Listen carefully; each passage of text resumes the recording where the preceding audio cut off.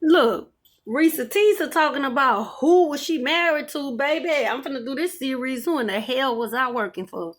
Y'all, this is part one of the last 3 years of my life being traumatized by a room full of snakes. I mean, when I say traumatized by a room full of snakes, I mean traumatized. Y'all see what I'm looking? Traumatized by a room full of snakes. First of all, y'all, listen. I should have knew. This is what I get for not following my intuition. I didn't show up to the interview. Some just told me you ain't interested. First of all, the lady told me you had to type a certain amount of words a minute. That was with the temp agency because that's how I started over there. So I said, I don't type that, so I'm not going. And I looked at the money, right? So I done made more, you know what I'm saying? That amount, I made that in 2001 when I left Houston and went to Detroit, right? But I needed something at the time. See, it's common with somebody bringing you back to square zero again for you to try to get your footing, because the whole purpose in the enemy is to keep you off balance where you don't have no stability. That's why they always play with your stability a lot. So, honey, I should have known, because it was another man that used to work there, and I overheard a conversation where the man said they had did him, right? This was a man that was once homeless. So he kind of came from the little house I was telling y'all about. He came from something similar, like the same area in the same town that I told y'all them people be doing sex trafficking. I mean, trafficking, whatever, okay? So, boom, trafficking. I don't know if, I think it's more than, but anyway. So, the man was saying they did him wrong. They was like, we did him wrong. We gave him this, we gave him that. But I'm keeping this in the back of my mind. Now, mind you, this is in 2022, right? 2023, going into 2023. Might have been at the beginning of the 2021. I said, oh, so y'all knew somebody from over there? I think I know who you're talking about. So, I was still in that area at the time. So, I was like, I'm going to look for this boy and see what happened. But I never seen the boy who I thought it was, because I wanted his side of the story. Because when people say somebody did them wrong, if you don't hear the whole story, you need to hear the whole story to figure out what actually happened. So, y'all, I never seen the boys, because I really was curious then, because I was like, should I be concerned? You know what I'm saying? This boy saying them people did something to him, so should I be concerned? Because it seems to me, as soon as he got his footing in an apartment or whatever he had got, they let him go. That is a way that people get energy, right? I want to tell y'all about this loose situation, but that's for a deeper conversation in another time, because I'll be doing research on stuff. Like, if something come to me, or if I hear somebody talking, I'm like, well, what is that? Before I come to y'all and tell y'all, I done ran this through my mind, I done ran this through my life, and I'm like, oh, like I done connected a whole bunch of dots, right? So sometimes the people just be that trigger to be like, let me go look into this. Oh, this why they was doing it. That's how I handle stuff, okay? So when I tell y'all what happened or whatever, I'm not repeating what somebody else says. I listen to what they say, then I see if it applied in my life, if it showed up in my life, if I understand that, then I'll do further research. Before I speak on stuff, I keep telling y'all, I'm going to go see and be like, oh, well, they was right about this. That was right. So this what this mean. That's how I be breaking stuff down. And so when I come to y'all, I be having examples, because I be like, okay, so let me show y'all, because when I found out and I look back, I'm like, okay, this makes sense. So anyway, they always want to keep you like off balance. So really and truly, when you're dealing with people with that's possessed with narcissism, they always want to maintain control. They want to control whether you have a place. They want to control whether you don't have a place. These are people, narcissists are people who abuse their power, right? They abuse the power because they always want to be the puppet master in somebody else's life. Now, mind you, what that should tell you about them, that their life is very chaotic. Okay, because anytime somebody is more focused on what's going on the outside of them versus what's going on in their immediate household, things that they can control, yet they trying to control somebody outside of themselves, they already got a problem, baby. They already got a little problem. They got an attachment that's making them act a fool like that. You understand? And some people really don't know. I told y'all what happens when people get attachments.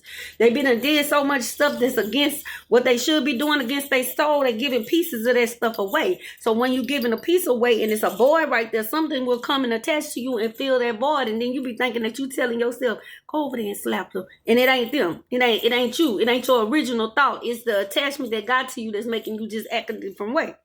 And how you annoy, you ever heard people to say something like, I don't know why I got so agitated. I don't know why that made me so mad. That be attachments that be mad. Like, you'll be like, I don't know why I just got up and knocked them. You know what I'm saying? Like, you be thinking like that. There be attachments, baby. That's what that is. So anyway, y'all, I started, okay, when I first got there, it was so much chaos. Like, I never been somewhere working with somebody where people would have open arguments. I take that back. UPS. But even that didn't go too bad because you in the warehouse loading trucks, so it's kind of like a different environment. Like, you could cuss or whatever, because I went to cussing. This one I was cussing at work. Because before then, I worked in Houston at professional companies. You know what I'm saying? Fortune 500. So you could, it's certain things you can't even do. Like, when you work for AT&T, you can't even talk about politics and all of that. You can't say nothing. Like, if I'm having a conversation with somebody sitting by me, and they talking about and I'm talking about something that could be political or offensive. That's the word they use, offensive. No matter what it is, if it's about color, whatever. If I say something offensive and the person next to me hear that, and if they go to the HR department, not one person, people that holds each other accountable. If it ain't nobody there who's to hold accountable. But anyway, if they go to that department and say, hey, this happened, they get assigned. So sometimes the HR people, they have like alphabet. So they might handle the A through F might be assigned to this HR rep, and F through S might be for this rep. And so that way it takes the pressure off of one person to be handling the whole thing. But anyway, that's just my common sense and what I've seen in the past. So anyway, y'all, when I tell you, if you go there and say, I heard this person, because they don't have to be talking to you, say this, and I feel some way, and it's offensive, and it offended me, they don't have no questions as you finna go. You was finna go, bye. I don't know if it changed, but you finna go. So how they would combat those questions that is not supposed to be talked about at work because it causes tension, your personal stuff, your personal political beliefs, anything race, anything dealing with the church, you know what I'm saying, that people could hold dear to their heart.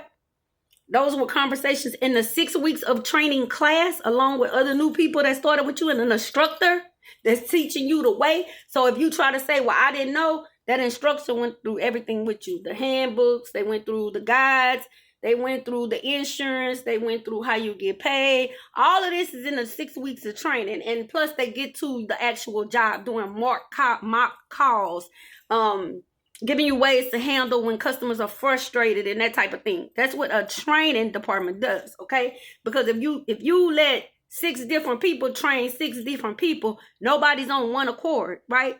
So, and then you can't go back to the person and say, did you tell them this? You have to have one standard, okay? So when you got a team that works together to get a blueprint together, and that's what they do for 6 weeks, you're in a classroom environment. Now, after that 6 weeks, you go on the phone, and that's when you sit with somebody, and then you listening. You actually applying what it is that you learned in the written class. Got it?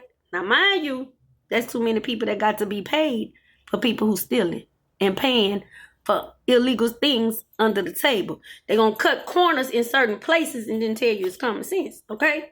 So if your common sense is different than their common sense, and their common sense is different than their common sense, and their common sense is different, you got people that's working opposite each other versus together cohesively to make a tight bonded team on one accord to not look like you shady.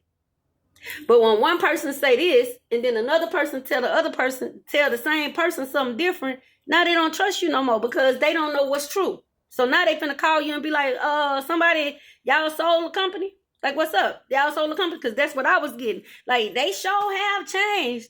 Y'all sold the company? How y'all got these #1 ratings and I just going off? You hear me? That's because nothing was cohesive. That's because there's a lot of infighting for attention on the inside that has nothing to do with the company.